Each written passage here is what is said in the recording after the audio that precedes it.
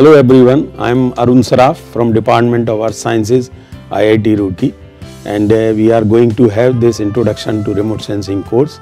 In this course we will have 20 lectures, and first I would like to very briefly introduce what is basically remote sensing.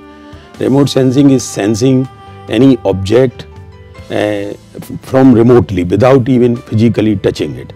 The best example of a remote sensing sensor in our day-to-day life is our own eyes, which we sense many things without touching them. But in modern days we require more sensing rather than only in the visible part of EM spectrum where our eyes are sensitive. So we go for satellite based remote sensing. So in this particular course we will be talking about different aspects which are involved in satellite based remote sensing, like how data is acquired, how images are generated, and then how images are processed and analyzed, interpreted, and finally how remote sensing technology can be applied for various applications. So this is what we will be covering. Now there is another important thing about remote sensing technology is that since it is digital, generic and spatial technology, there are two other technologies, especially the geographic information system, which in brief we say GIS, and navigation systems, for example like GPS or NAVIC of India.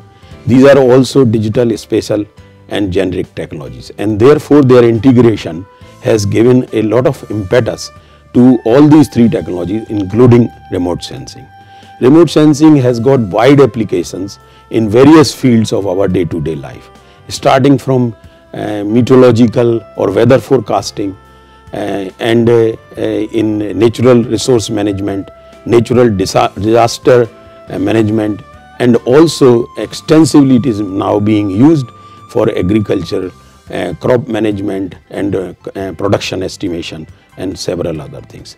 So there are n number of applications of remote sensing along with GIS and GPS are developed, and in future we are going to have many such applications of remote sensing. Another very important point which I want to bring very briefly is that since 1972, once we had this Landsat 1 data, we are having now archive of more than about 45 years of data, and this data is becoming very useful for climate change studies or any study which involves long-term data analysis. So this all data are becoming almost free, available on net. Anyone can download and analyze.